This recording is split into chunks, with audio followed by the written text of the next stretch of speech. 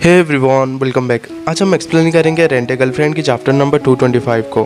Chapter की starting में हमें कहा जाता है कि जब मामी ने उसे किस करने के लिए बोला तभी रुका को अपनी जिंदगी की हर एक कहानी याद आने लगी। चैप्टर की स्टार्टिंग में हमें एक घर दिखाया जाता है जहाँ पर रुका रहती है और वहाँ पर रुका के दोस्त आ जाते हैं और वो कहते हैं कि अब जल्दी आ जाओ वो हॉन्टेड हाउस से।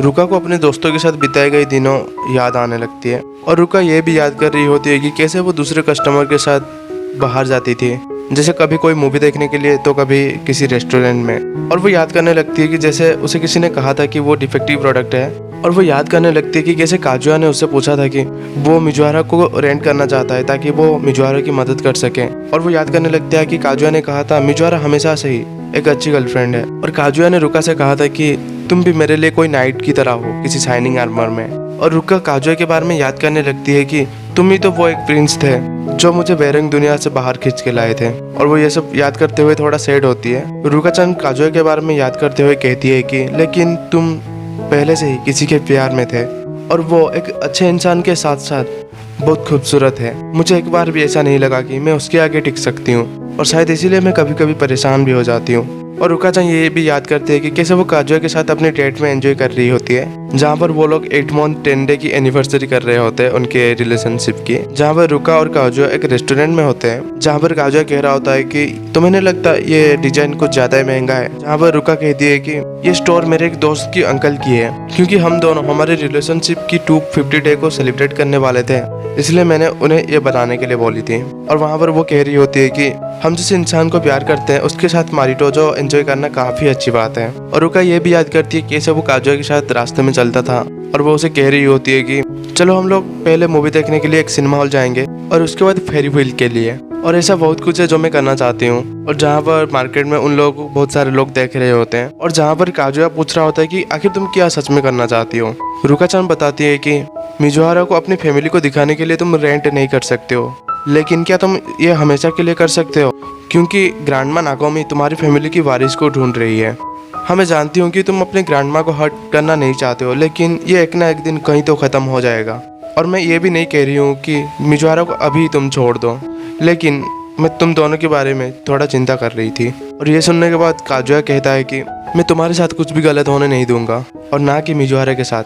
मैं ये ठीक तरह से ख़त्म करूंगा ताकि तुम दोनों में से कोई भी हर्ट ना हो। और ये सुनने के बाद रुका थोड़ा ब्लश करती है और वो तभी कहती है कि अगर ऐसी बात है तो चलो ग्रैंडमा को फ़ोन करो। और ये सुन के काजुया कहता है कि मैं ये अभी नहीं कर सकता। और वो कहती है कि जब तुम्हारे पास एक क्यूट रियल गर्लफ्रेंड है, आखिर तुम मिजुआरा के बारे में कैसे सोच सकते हो। और वो कहती है मैं तुमसे सच में प्यार करती हूँ, सच में करती हूँ। तो अभी हमें प्रेजेंट का सीन दिखा जाता है जहाँ पर वो सब खड़े होते हैं और मामी नीचे बैठी होती है और वो कहती है तो ठीक है तुम मुझे किस करो।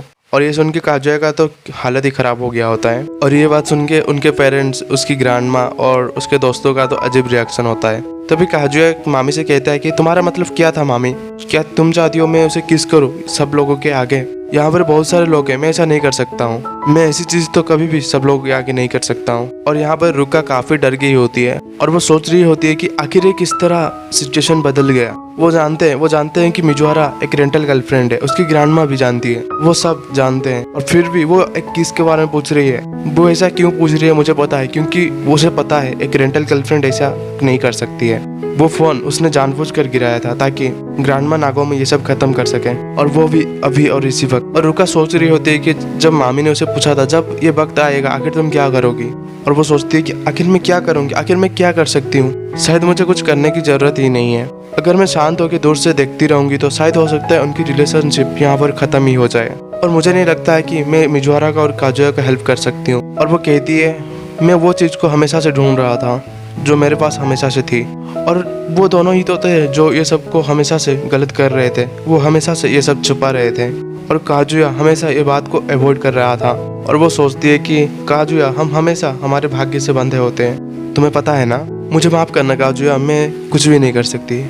और तभी रुका ये भी याद करती है कि उसने नागोमी ग्रैंडमा के पास जाके कही थी क्या मैं आपसे एक बात पूछ सकती हूँ, आखिर आपने मुझे यहाँ पर क्यों इन्वाइट किया ये ट्रिप में? मैं चिजुरू-चन की दोस्त हूँ, इसका मतलब आप लोग मुझे इन्वाइट करने की ज़रूरत नहीं थी। अगर मैं आपके जगह में होता तो मैं इस तरह से किसी को इनवाइट नहीं करता।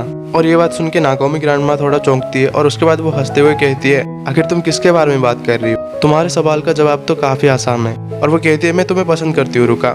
तुम्हारी प्यारी आवाज और स्पिरिटेड स्माइल, जब तुम हमारे साथ रहती हो मुझे ऐसा लगता है कि मैं फिर से यंग बन रही हूँ। और काजू की ग्रैंडमा कहती है कि बेशक मैं भी तुमसे प्यार करती हूँ रुका, और जो भी पास्ट में हुआ था उसे छोड़ दो।